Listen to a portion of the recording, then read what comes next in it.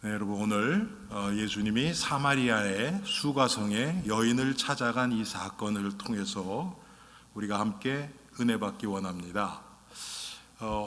예수님이 공생애 3년 반 정도의 공생애를 통해서 한 개인을 만나서 복음을 제시한 예수님이 전도한 개인 전도한 모습은 오늘 본문이 유일합니다. 예수님이 물론 수많은 자들 앞에서 복음을 계속 전하셨죠. 그런데 한 사람에게 만나서 한 기록된 성경에 기록된 것은 오늘 본문이 전부입니다. 물론 예수님이 다른 자들에게도 하셨을 거예요. 그런데 아마 성경에 기록만 안 돼 있던 거죠. 그러면 왜 이 사마리아 여인의 이 사건이 성경이 기록되었을까? 우리가 지금 요한복음을 읽고 있죠. 요한복음은 마태, 마가, 누가 복음과 조금 다릅니다. 마태, 마가, 누가 복음 세 복음은 공관복음이라고 얘기를 합니다. 같은 관점에서 본 복음이라 복음서라는 뜻이에요. 같은 관점에서. 그러니까 마태, 마가, 누가는 거의 비슷한 내용들을 많이 담고 있습니다. 그런데 요한복음은 조금 달라요. 첫째는 시간별로 기록되어 있지가 않습니다. 그리고 요한복음에는 예수님의 비유가 없어요. 비유가. 여러분 저 공관복음에 보면 마태, 마가, 누가복음에 보면 비유가 굉장히 많이 나오죠. 그런데 여기는 없어요. 그리고 요한복음에만 기록되어 있는 사건들이 상당히 많습니다. 그것은 이유가 있어요. 여러분 아시는 것처럼 요한은 가장 젊은 제자였고 가장 오래 살았습니다. 다른 제자들이 다 순교하고 죽고 없어요. 그리고 한 20-30년을 더 살았어요. 요한이. 그리고 그때 당시는 지금처럼 뭐 컴퓨터나 아니면 책이나 이런 것을 기록할 수 있는 그런 기록물들이 아주 갖기도 힘들었고 또 기록해서 남기기도 쉽지 않았습니다.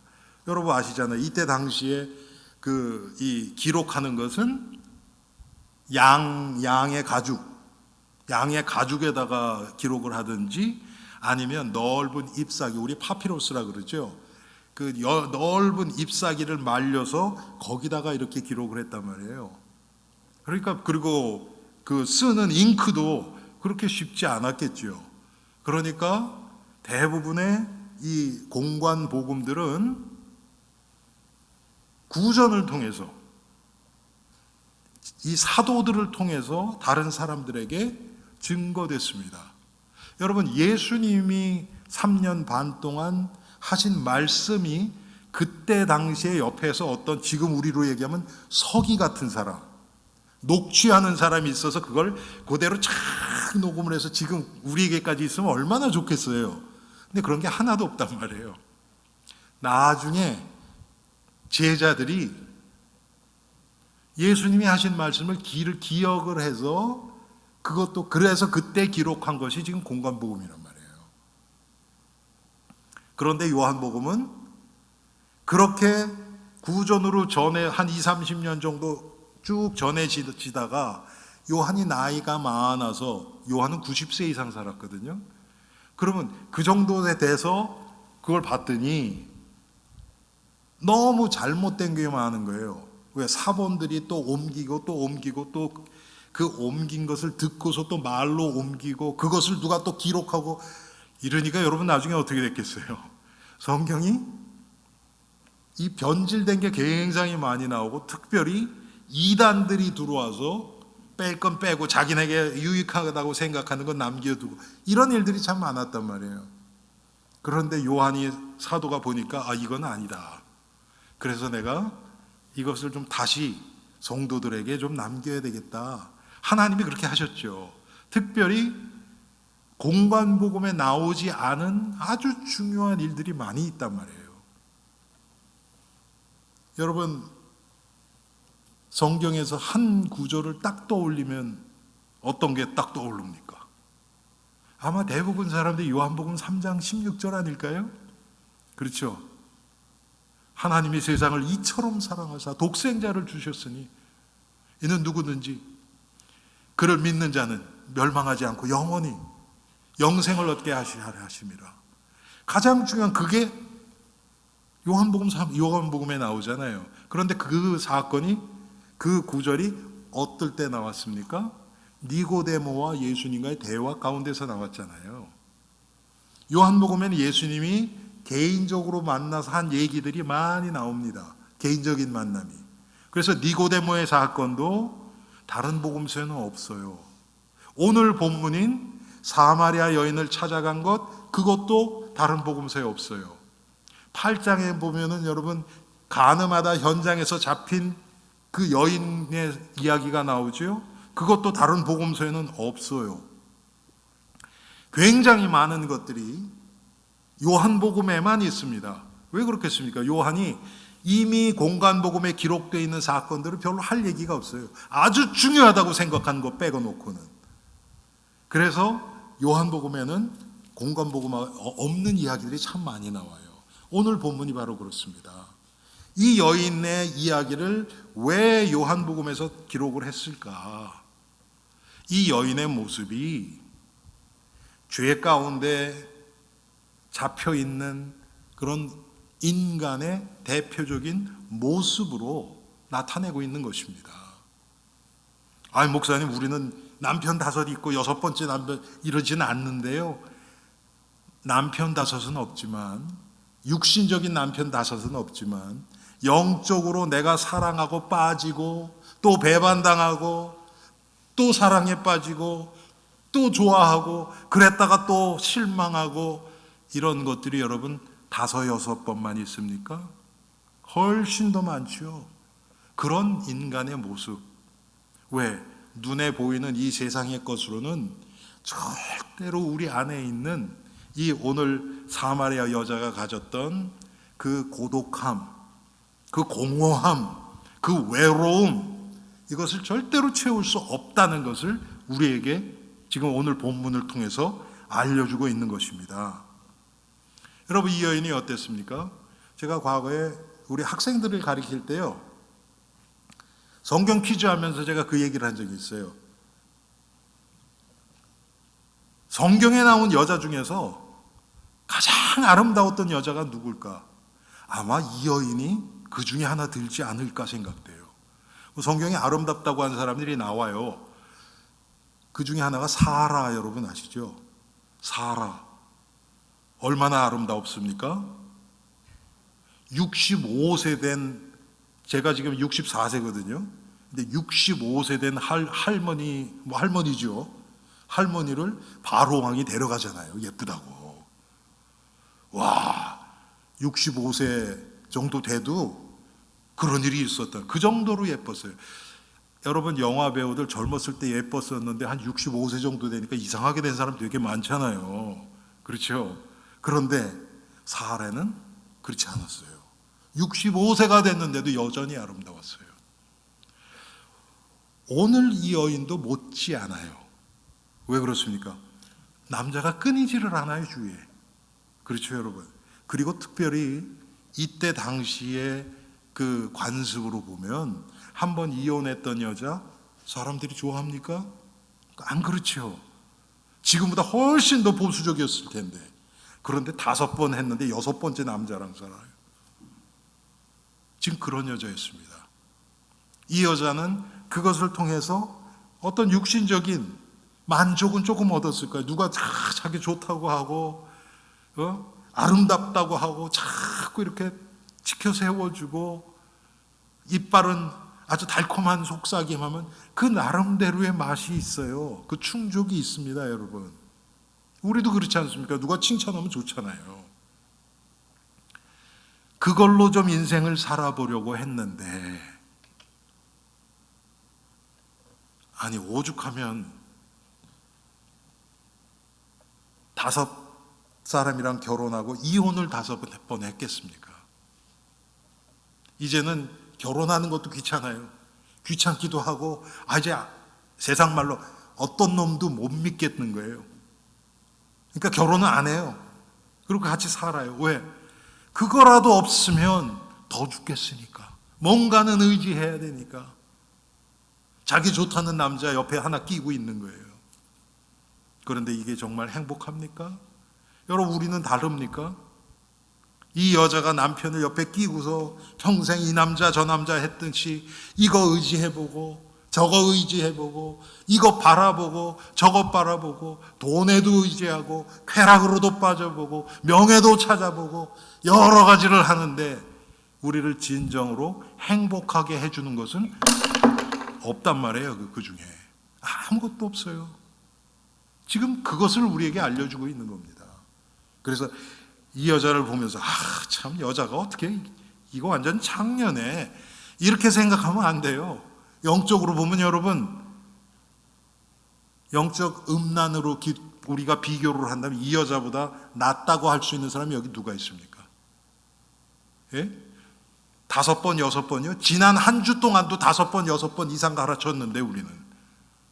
그게 우리 아닙니까? 영적인 우리의 실체가 아닙니까? 그런데 사람들은 자기의 좀 괜찮다고 하는 것, 그거를 의지하고 그걸로 세상을 살아보려고 해요. 누구나 그렇죠. 머리가 조금 좋은 사람은 자기 머리 의지해서 그렇게 살아보려고 해요.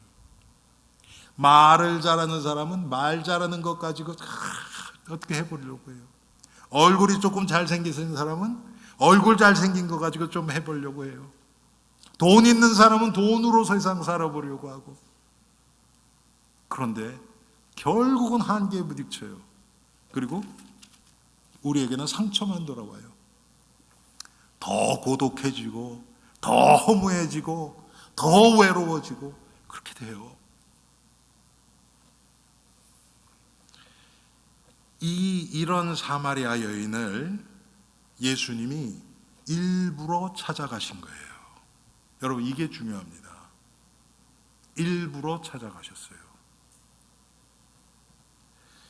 그래서 오늘 본문을 통해서 이렇게 정말 인생의 소망을 잃고 사람들에게도 버림받았다고 할까요? 사람들이 이 여자를 좋아하는 사람이 없어요. 그러니까 사람들을 피해서 가장 더운 낮 12시에, 여러분 지금 미국만 해도요, 가장 더운 시간, 여러분 일기예 보더라고 보세요. 온도가 제일 높을 때가 몇 시 정도 돼요? 예? 한 2시, 3시 이렇게 되죠. 적도는 그렇지 않아요.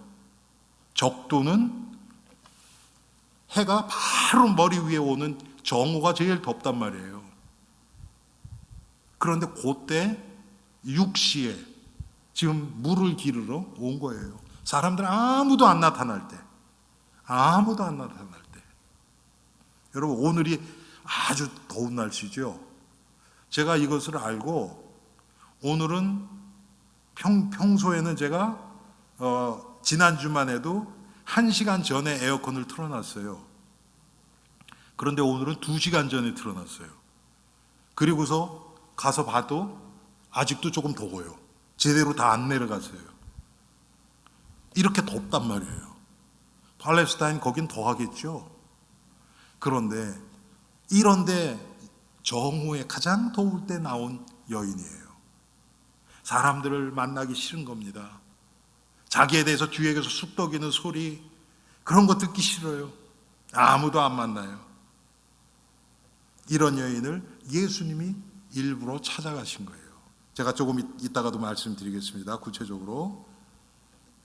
그래서 이 여인을 통해서 하나님의 사랑을 보여주고 하나님이 어떻게 구원의 일을 이런 여인을 통해서 이루어 가시는가, 이것을 우리에게 보여준 겁니다. 여러분, 이 여인을 보면서 나도 이 여인처럼 되고 싶다, 그런 사람이 있습니까? 예? 아무리 얼굴이 여자들이 미용에 관심 많다 그래도, 그래서 얼굴이 예뻐지는 대신에 5번 이혼하고 6번째 남자하고 결혼도 안 하고 산다, 그럴 분은 안 계시죠. 아무리 외모가 중요해도. 그런데 이 여인을 하나님이신 예수님이 찾아가셔서 구원하실 뿐만 아니라 놀라운 하나님의 구원의 일에 이 여인을 사용하신 거예요. 그래서 사마리아 여인들이 결국 이 여인을 통해서 예수님을 만나잖아요. 오늘 성경에 보니까 예수님이 갈릴리로 지나가시다가 이제 갈릴리 여러분, 갈릴리는 바다 쪽이죠. 강이에요. 사실은 호수죠. 갈릴리 호수죠. 바다가 아니라. 예수님이 유대를 떠나사 다시 갈릴리로 가실세 그랬습니다. 3절에 유대에서 갈릴리, 여러분 쪽에서 보면 유대 땅에서 갈릴리가 동쪽이에요. 이게 요단강이 있고 거기에 호수가 이렇게 있습니다. 그게 갈릴리 호수예요. 그 갈릴리로 가는 거예요. 그 밑으로 계속 내려가면 이제 사해바다가 나오고요. 그런데 갈릴리로 가시는데 그쪽이 유대 땅에서 보면 약간 북동쪽이란 말이에요. 북동쪽. 그런데 그 북쪽으로 가는 그 입구에 사마리아가 있어요.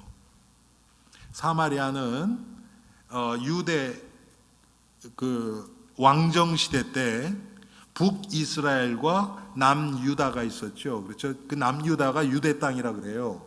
그런데 그 북이스라엘의 가장 남쪽에 있던 지역이 사마리아 지역이에요. 그리고 사마리아가 북이스라엘의 수도였습니다. 그래서 사람들이 굉장히 많이 살았어요. 그런데 우리가 여러분 아시는 것처럼 북이스라엘은 아수르라는 나라에 멸망합니다. 먼저 남유다보다. 그래서 아수르에 의해서 멸망당해서 다 나라 자체가 없어져 버려요. 그 아수르 정책이 다른 나라들을 막 이렇게 점령을 하면요, 점령해서 그냥 놔두면 거기서 또 반란이 일어나요. 그러니까 어떻게 했냐면 주민들을 자기 그 아수르가 점령한 나라들 여러 나라로 국민들을 다 흩어버려요. 그러면 아수르가 그 정복한 지역이 여러 군데가 있는데 거기에 유대인들이 다 흩어져요. 또 그 다른 점령지 있는 나라 사람들도 다 흩어버려요. 그러면 반란을 하기가 쉽지 않겠죠. 왜? 인구가 적으니까. 그런 식으로 썼단 말이에요. 나라가 없어져 버려요. 그런데 그렇게 하는 와중에 북이스라엘이 멸망하고 강대국 사이에 전쟁이 또 일어나요. 그게 뭐냐면 바벨론과 아시리아라 그래요. 우리 세상 역사에서는 아시리아라 그러는데, 아수르와 바벨론이 전쟁을 해서 아수르가 져요. 바벨론이 이제 그때는 세계를 또 정복한단 말이에요. 그래서 바벨론이 남유다를 공격해서 포로로, 이건 완전히 또 흩트는 게 아니라 점령을 다 해서 이스라엘에는, 그러니까 남유다에는 정말 아무 배경도 없고 똑똑하지도 않고 막 그런 사람들 있죠. 그런 사람만 조금 놔두고요, 전부 똑똑한 사람들은 다 바벨론으로 다 끌고 가요. 그때 끌려간 사람이 다니엘과 세 친구예요. 여러분 아시죠? 다니엘과 세 친구. 그런 식으로 다 끌어갔단 말이에요, 바벨론으로.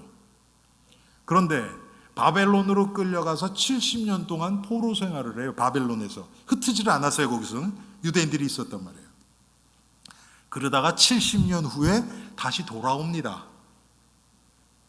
돌아와서 봤더니, 여러분 아까 말씀드렸던 것처럼 그 북이스라엘에 있던 사람들, 거기에 남아있던 사람들, 북이스라엘은 다 여러 나라로 흩어졌다 그랬죠. 그런 사람들이 이렇게 모여 사는 거예요, 그 이스라엘 땅에. 그러면서 유대인이 아닌 다른 민족들과 결혼해서 사는 사람이 굉장히 많은 거예요. 여러분 에스라서, 느헤미야 이런 데 읽어보면 그것 때문에 문제가 많이 생기죠. 그렇게 해서 이 혼혈 민족이 많이 생긴 거예요. 그런데 여러분 구약의 율법에 보면 이방인이랑 결혼하는 것을 금하셨어요. 왜 그러셨는가? 왜 하나님이 이스라엘 백성들에게 혼혈, 다른 민족하고 이방인하고 결혼한 것을 금하셨는가? 그 이유는 간단해요.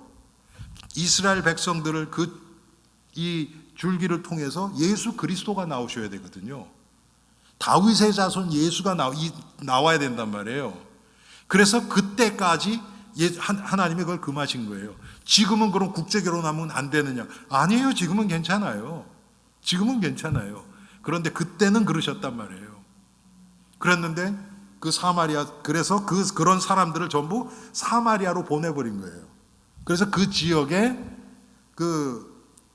이방인들하고 결혼한 사람들이 몰려 사는 겁니다. 그래서 이 유대인들이 개만도 못하게 개 취급을 한 거예요. 사마리아 사람들을. 그 지역에 예수님이 찾아가신 겁니다. 왜? 이 여인을 만나시기 위해서. 예루살렘부터 사마리아가 여러분 가까운 거리가 아니에요. 한 40마일 정도가 돼요. 67km 정도 된다 그러더라고요. 그러니까 한 40마일 정도 되는 거거든요. 40마일인데 예수님이 그걸 걸어가셨죠. 몇 시간이나 걸렸을까요? 예? 우리 좀 걷는 분들 아시잖아요. 1시간에 보통 얼마나 걸어요? 3마일. 그렇죠. 한 3마일 빨리 걸어야 4마일 못 걸어요. 웬만하면서. 그렇죠? 그것도 이렇게 계속 가려고 그러면 4마일로 못 걸어요. 3마일로만 따져도 엄마 몇 시간입니까? 13시간 이상 걸리죠. 그럼 예수님이 이거 언제 떠나신 거예요? 예? 정오에 여기 도착하려고 그러면 몇 시에 떠나신 거예요? 새벽에, 밤늦게 떠나죠. 새벽도 아니고. 밤새서 걸어가신 거예요. 왜 이렇게 하셨어요? 이 여인 만나려고. 예수님이 무슨 약속이 있었습니까? 뭐가 있었습니까? 그런 거 아니잖아요. 그런데 이 여인 만나기 위해서는 정오까지 가야 되잖아요. 예수님은 다 아시잖아요. 밤새서. 그래서 여러분 오늘 성경에 보면 예수님이 피곤하셨다고 나오죠. 그렇죠. 몇 절입니까? 이따가 나오는데 6절에 보니까 나오네요. 예수께서 길 가시다가 피곤하여 우물 곁에 그대로 앉으시니 때가 6시쯤 되었더라. 6절에 나오잖아요. 여러분 정말 이 죄 많은 사람들이 다 만나고도 싶지 않아 하는 이 여인 하나를 만나기 위해서 예수님이 밤새서 걸어가신 거예요. 이 여인 만나러. 피곤할 정도로. 여러분 이게 예수님의 사랑입니다. 결론적으로 얘기하면 그 예수님이 여러분과 저를 만나기 위해서 똑같이 하신 거예요. 우리는 그냥 가만히 있다가 들은 것 같죠? 아니에요. 예수님이 십자가 지셨잖아요. 예수님이 우리를 만나기 위해서 육신을 입고 이 땅에 오셨잖아요. 제가 가끔 말씀드려요. 여러분 하루만 강아지가 됐다고 생각합시다. 하루만. 그런데 지나가는 사람마다 예쁘다고 와서 막 쓰다듬어 주고 막 그래요. 막 먹을 것도 주고 그래요. 그러면 여러분 행복하시겠어요? 내가 강아지가 아니라 사람이라는 거 아는데? 그렇지 않죠. 예수님은요, 하나님이세요. 그런데 육체를 입고 이 땅에 오셨어요. 왜? 우리를 구원하시기 위해서. 그리고 결국 자기의 생명을 십자가에서 우리를 위해서 내어주셨어요. 그게 예수님의 사랑이십니다. 그 예수님이 우리를 구원하시기 위해서 이렇게 찾아오신 거예요. 그래서 오늘 이 사마리아 여인과의 만남을 요한이 여기에 기록할 수밖에 없었던 거예요. 죄 가운데 마귀에게 붙들려 있는 그 인간의 모습을 그대로 보여주기 때문에.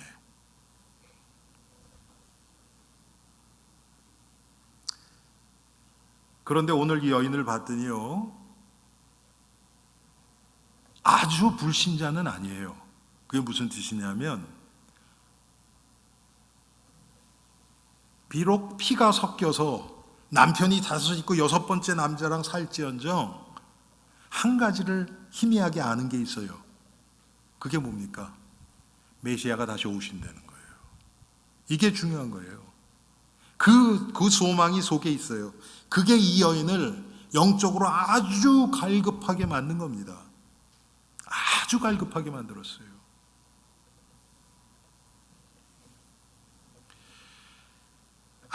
아무도 거들떠도 보지 않는 그런 자신. 그래서 남의 눈을 피해서 정오에 우물가에 조용히 몰래 싸고 왔는데, 어떤 웬 남자가 앉아 있어요. 그러면서 물을 달래요. 예수님이 물 달라 그러셨죠.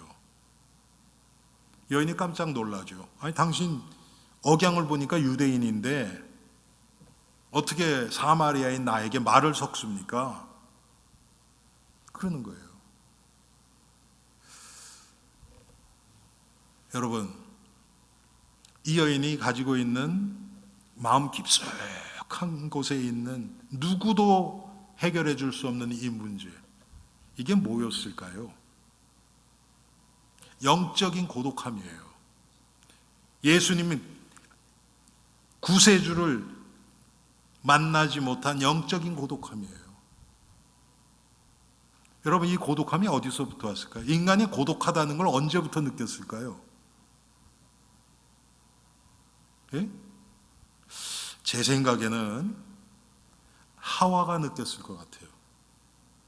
소마 딱 먹고 하나님이 아담에게 네가 왜 이거 먹었냐 그랬더니 이 여자가 먹으라 그랬어요. 그때 아마 이놈 믿을 놈 아니구나, 안 그랬겠어요? 뭔가 완전, 그 전에 뭐라 그랬어요 여러분? 내 뼈 중에 뼈요 살 중에 살이다 그랬지 않습니까? 첫 번째 배반, 거기서부터 시작된 거예요. 그 전엔 죄가 없었으니까. 그래서 여러분, 어떻게 보면 이 죄의 그 결과에 대해서 우리 여성분들이 훨씬 더 크게 이 대가를 받았다고 해도 과언이 아닐 거예요. 왜 그렇습니까? 죄가 들어오니까 이제는 전부 사람들이 자기만 사랑하거든요. 제가 지난주에 말씀드렸죠, 여러분. 말세를 사는 성도 때 말씀드렸죠. 첫 번째 말세의 사인이 사람들이 자기를 사랑함이에요. 죄가 들어온 후부터 자기를 더 챙겨요. 그러다 보니까 어떻게 됩니까? 부인이 말 안 들으면 육신적으로 제압하는 거예요, 남자가. 여러분, 인류의 역사가 그래서 남자 중심적으로 흘러갔잖아요. 한국에서는 여자들이 과거에는 같이 겸상도 못했잖아요. 제가 지난주에 뉴욕에 갔었거든요. 그래서 우리 박성 교사를 아침에, 저도 굉장히 시간이 없어서 아침을 같이 먹었어요.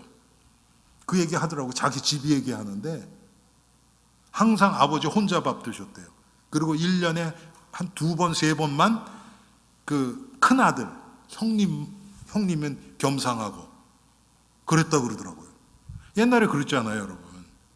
그게 맞대는 얘기가 아니고 그게 죄의 결과라는 거예요.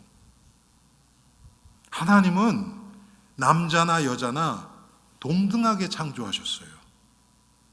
동등하게요. 그런데 그냥 동등한데 사실은 조금 다르게 창조하셨어요. 그렇죠, 여러분? 여자가 훨씬 섬세하지요, 남자보다는. 남자는 육신적으로 보통은 더 강하죠. 하나님이 다르게 창조하셨어요.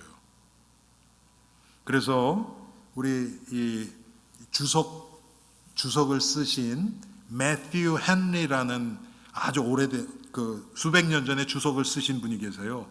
그분이 그걸 어떻게 표현했냐면 남자가 머리라면 여자는 머리에 면류관이다 그랬어요.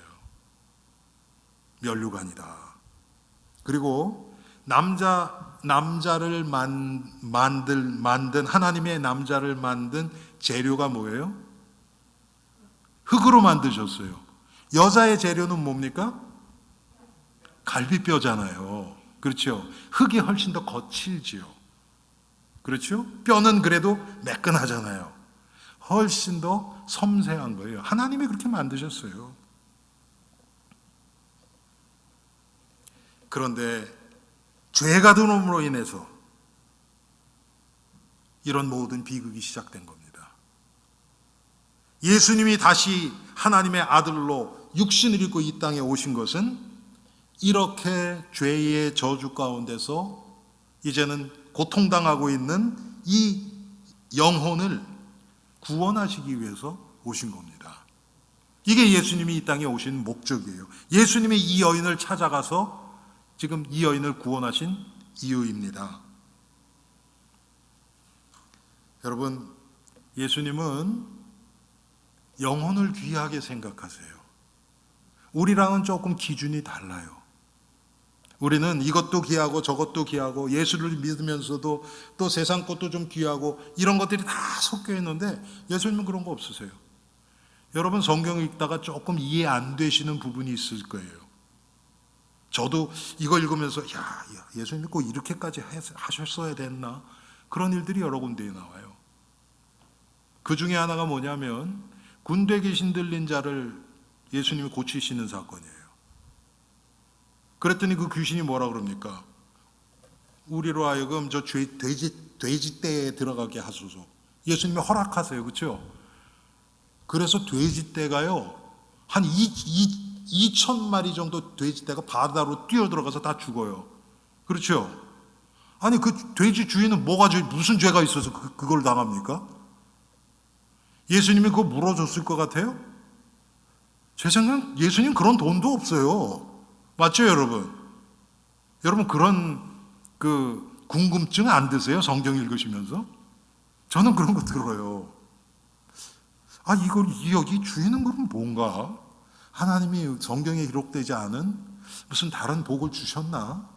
물론 하나님이 다 공평의 하나님이 분명히 뭔가 돈을 더 많이 주셨다는 그런 의미는 아니고 어떤 면으로라도 그거에 대한 보상 주셨을 거예요.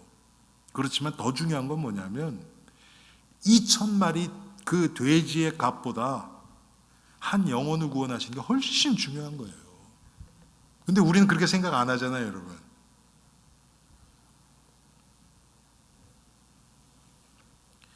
이 여인의 여러분, 이 영적인 고통이 있었어요. 고독함이 있었습니다. 이것은 누구도 채워줄 수 없는 거예요. 여러분, 이렇게 5 남자로부터 이혼하고 6번째 사는 이 여자가 어떤 놈을 믿겠어요? 그렇지 않아요, 여러분? 어떤 놈을 믿겠어요? 다 그 놈인데. 여러분 그 얘기 아시죠? 100세 넘은 부부가 할머니한테 물어본 거예요.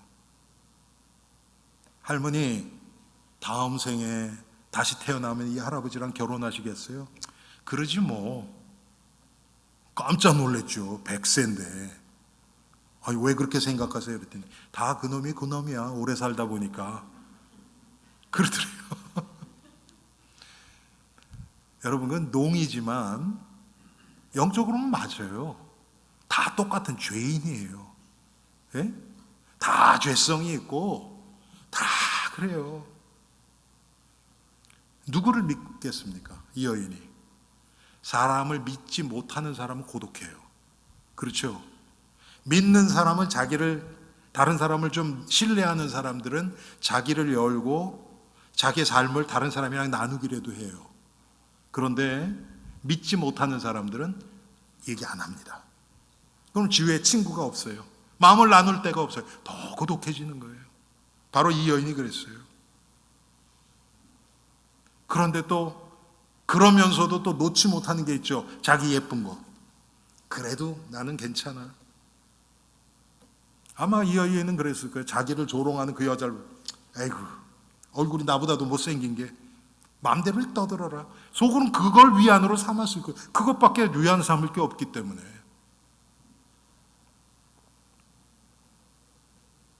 그런데 결국은 어떻게 됩니까? 아무 사람도 만나고 싶지 않아요. 여러분, 제가 과거에 치유 사역을 오래 했잖아요. 그 정신적으로 문제 많은 사람들의 특징이 있어요.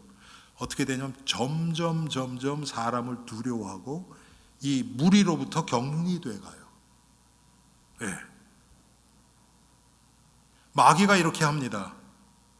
그런데 예수님 우리에게 뭐라 그러세요? 모이기에 힘쓰라 그래요. 성도들이 자꾸 모여야 돼요. 혼자 있으면 신앙생활 더 잘 돼요? 안 돼요? 더 안 돼요. 왜? 우리의 죄성이 있기 때문에. 그래서 같이 모여야 돼요. 그래서 같이 모여서 뭐 그냥 수다 떨고 밥 먹고 이게 아니고요. 나에 있는 모습을 그대로 서로 드러낼 수 있어야 돼요. 제가 지지난주인가 그런 얘기를 했어요. 어디 가서. 교회 안에서 성도들끼리 얼마나 마음이 열려 있는가. 제가 수요 모임에서도 그런 얘기를 했네요. 그냥 겉으로 뭐 잘 계셨죠? 예.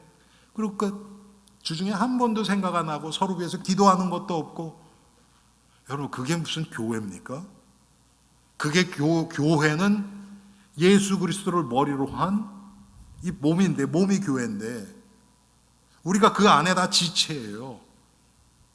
사실은 육신의 형제 자매보다도 훨씬 가까운 게 이 교인들이에요. 하나님 쪽에서 보면. 그런데 뭐 그런 거리 딱 두고 요만큼만 딱 나를 열고 더 이상은 안 돼. 이렇게 하고 있으면 결국은 이 영적 외로움이 우리들에게도 그대로 찾아옵니다. 이 여인은 무엇을 해도 행복하지 못한 그런 삶의 비관에 빠져 있었어요. 여러분, 전도서에 보면 이런 관점에서 보면 성경의 인물들 중에서 가장 불행했던 사람이 누군 줄 아세요, 여러분? 솔로몬이에요. 솔로몬. 왜 그렇겠습니까? 아니, 자기 육체가 원하는 것을 금한 적이 없대요. 하고 싶은 건 다 하고 살았어요, 이 사람은. 그런데 행복했어요? 아니, 행복하지 않아요. 얼마나 고독하고 얼마나 여러분 외로웠겠습니까? 주위에 아무도 없어요. 믿을 사람이 없어요. 다 자기를 이용해 먹으려는 그런 관점에서만 보여요. 믿을 사람이 아무도 없어요. 믿을 사람도 기댈 사람도 없는 그런 외로움에 잡혀 있었어요.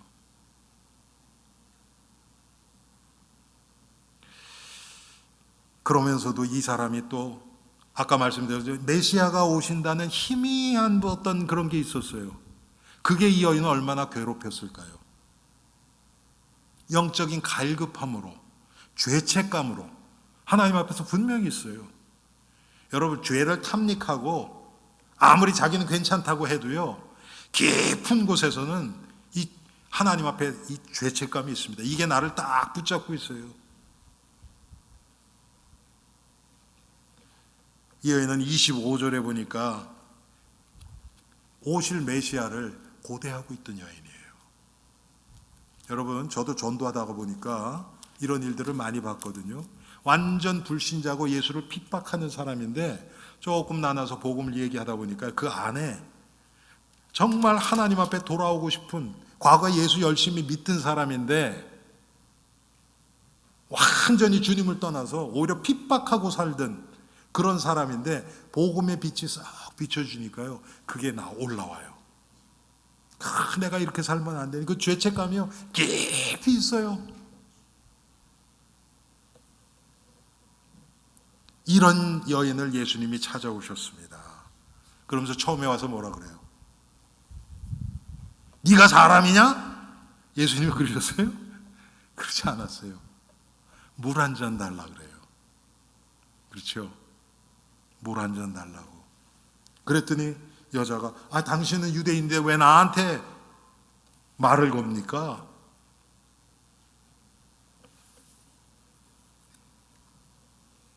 그러니까 예수님 뭐래요? 야, 물을 달라고 하는 내가 누군지 안다면 그가 네게 무슨 선물을 주려고 하는지 네가 알 것이다. 10절에 나오죠. 여러분, 선물 그러니까 어떨까요, 사람들이? 갑자기 귀가 확 뜨지요. 여러분 누가 여러분 집에 방문을 했어요. 근데 오다가 선물을 딱 그런 얘기 들으면 어때요? 귀가 확 뜨이죠. 육신적인 거 확 뜨인단 말이에요. 그러고서 14절에 보니까 무슨 얘기냐면 생수 얘기하는 거예요. 영원히 목마르지 않은 생수를 딱 얘기를 하는 거예요. 그게 이 여인의 영혼을 그냥 망치로 쾅 때린 겁니다.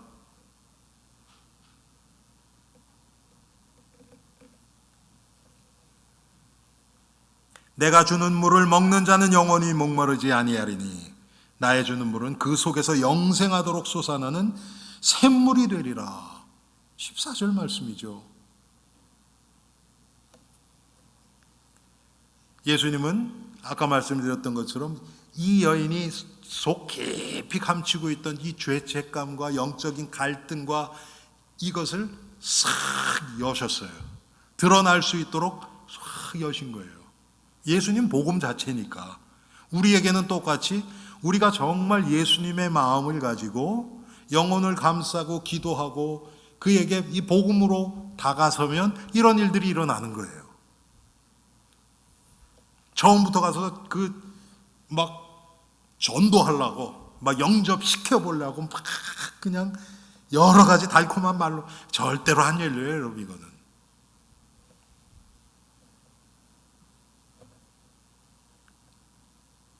이 여인이 깊숙이 있던 그 아주 신랄 같은 그 믿음, 그것을 예수님을 다 건드리신 거예요.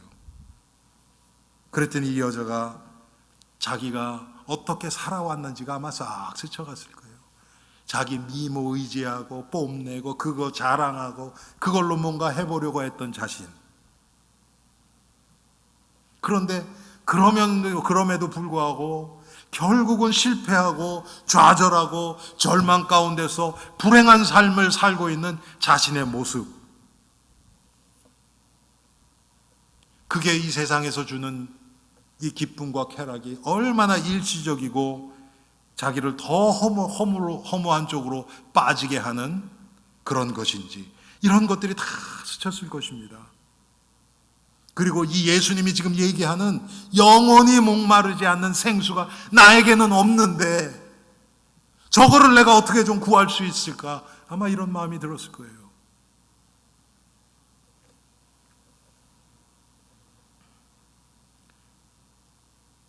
예수님이 말씀하시는 이 생수는 누가 밖에서 주는 게 아니죠. 그 안에 내면에서 믿는 자에게 주시는 영원한 생수예요. 예수님을, 그래서 여러분, 이 생수, 나를 마시는 자는, 이 떡을 먹는 자는 영원히 줄이지 않을 것이요. 그래서 우리가 예수님을 내 마음속에 영접하는 겁니다. 예수님과의 만남을 통해서 이 여인은 자기의 죄가 그대로 다 드러났어요. 그 결정적인 순간 됐을 때 예수님이 탁 돌려서 얘기해요. 네 남편을 데려와라. 가장 이 여인에게는 찔리는 얘기 아닙니까? 남편 얘기 나오면 이 사람은 그냥 상처받아요. 왜? 지금 남편이 5이 있었고 지금 사는 사람은 또 남편도 아니에요. 그러니까 남편이란 단어는 이 여인에겐 금지어예요. 그런데 예수님 그거를 딱 끄집어내잖아요. 나는 남편이 없습니다. 그랬더니 예수님이 그때 다 드러내요. 그래, 맞다. 네가 남편 5이 있었는데 다 없어지고 지금 다른 남자랑 사. 네 남편 아니지. 남편 없다는 말이 맞지. 이 여자가 깜짝 놀라죠. 선지자십니까? 예수님이 이제 뒤에 26절에 보면 자신이 그 생수의 이 원형되는 그리스도이심을 드러내세요. 예수께서 이르시되 내게 말하는 내가 그라 하시니라. 자신이 그리스도이심을, 메시아이심을 드러내세요. 그 얘기를 듣고 이 여인이 그것을 믿은 거예요. 그 결과가 어떻게 나타납니까? 자기가 있던 거 물동이를 집어 던져버리고 그렇게 회피하던, 만나고 싶지 않았던 마을로 뛰어들어가서 사람들에게 가서 큰 소리로 외치는 거예요. 와 보라! Come and see! 와서 보라! 내가 메시아를 만났다. 여러분, 이게 예수를 만난 자의 반응입니다. 자기에게 일어난 일을 증거하는 거예요. 남에게 일어난 일이 아니고 자기에게 일어난 일. 내가 이 사람을 만났다. 그런데 이런 대화를 이렇게 질문을 하고 이렇게 돼서 봤더니 이 사람이 메시아더라. 그 결과 어떻게 됩니까? 30절에서부터 이제 39절까지 이 여인이 마을에 들어가서 39절에 보니까 여자의 말이 내가 행한 모든 것을 그가 내게 말하였다 증언하므로 그 동네 중에 많은 사마리아인이 예수를 믿는지라. 이 여인을 통해서, 여러분 보세요. 이 여인이 그냥 어떤 남자하고 그냥 잘 사는 많은 사람들이 다 좋아하는 그런 여인이었다 그러면 이런 일이 안 일어납니다. 하나님이 이유가 있으세요. 하나님이 이 여인을 5번 이혼시키고 그렇게 했다는 게 아니에요. 이 여인은 자기의 욕심, 자기 죄 때문에 그런 일이 일어났지만 이런 여인이라도 하나님의 손에 들려지면 이런 일들이 일어나는 겁니다. 구원의 역사가 일어나는 거예요.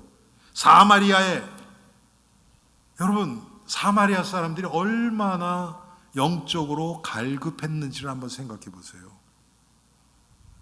예루살렘 성전에 가지를 못해요. 가면 돌 맞아요, 사마리아 사람들은. 그러니까 그 그리심산에다가 제단을 만들어 놓고 거기서 제사를 드리는 거예요. 그러니 뭐 거기에 레위 지파나 제사장이 와서 하나님의 말씀을 강론을 하겠습니까? 뭘 하겠습니까? 그런 게 없죠. 말씀이 끊긴 거예요. 그냥 제사 형식적으로만 자기 나름대로 드리는 거예요. 얼마나 영적으로 갈급했겠어요. 그랬던 사마리아인들. 이 여인을 통해서 이 갈급했던 이 사마리아 사람들이, 여인뿐 아니라 사마리아 사람들에게 생수 대신 예수 그리스도가 증거되는 거예요. 그런데 더 놀라는 것은요, 42절에 그 여자에게 말하되, 자 40절에 사마리아인들이 예수께 와서, 여러분 원래는 이렇게 유대인 앞에 나오면 안 돼요, 사마리아인은. 그런데 예수께 와서 자기들과 함께 유하시기를 청하니 거기서 이틀을 유하시매. 예수님이 이틀 동안을 사마리아에서 유하셨어요. 거기서 뭐 하셨을까요, 예수님이? 네? 말씀은 전하셨겠죠, 당연히. 그래서 42절에 그 여자에게 말하되 이제 우리가 믿는 것은 네 말로 인함이 아니라 간접적으로 네가 만난 예수를 들어서가 아니고 이는 우리가 친히 듣고 그가 참으로 세상의 구주신 줄 알미라 하였더라. 여러분 무슨 뜻입니까? 사마리아 여인을 하나님이 사용하신 건 맞는데 사마리아 여인을 높이지 않으셨다는 얘기예요. 그리고 결국은 예수 그리스도를 직접 만난 거예요. 여러분 이게 전도의 방법입니다. 전도자가 각인되면 안 돼요. 저 사람 대단하네. 야, 어떻게 복음을 저렇게 잘 전할까? 야, 저 사람도 따라다녀 봐야 되겠다. 이거 잘못된 거예요. 저 사람은 어떤 사람인지 관심 없고 그 예수가 누구냐 도대체, 이렇게 돼야 돼요. 하나님이 그걸 보여주시는 겁니다. 사랑하는 성도님들, 아까 말씀드렸던 것처럼 우리는 사마리아 여인과 다를 바가 없는 사람들이에요. 그런데 이런 우리를 예수님이 찾아오셨어요. 이런 우리를 구원하시기 위해서 예수님이 40마일을 밤새 걸어가서 만난 그거 이상으로 육신을 입고 이 땅에 오셔서 십자가에 자기 자신을 내어주셨어요. 여러분 중에서 이렇게 생각하시는 분 계십니까? 그래요. 예수님이 수많은 사람들, 수억 명, 수십 억 명 구원받을 자를 위해서 십자가에 죽으셨죠. 그래서 나에게 오는 몫은, 우리가 너무 세상적으로 계산자라니까 수십 억 분의 1이에요. 이렇게 생각하시는 분 계세요? 그건 틀린 생각입니다. 어떤 신학자가 이렇게 표현을 했어요. 이거를, 이 세상에 아무 사람들 없고 나만 살고 있더라도 예수님은 오셨을 거다. 아멘. 이게 하나님의 사랑입니다. 하나님의 사랑을 인간의 계산으로 나누려고 하지 마세요. 나를 위해서 예수님이 이런 일을 하신 것입니다. 우리 엘림의 성도님들, 이 하나님의 사랑을 기억하고 나를 위해서 자기 자신을 내어주신 예수 그리스도, 그분을 이 여인처럼 우리가 살아가면서 계속 전파하는 복된 엘림의 성도님들 되기를 주님의 이름으로 축원합니다. 우리 이 말씀 생각하면서 나 같은 죄인을 구원하신 하나님의 은혜에 감사하면서 우리 한 목소리로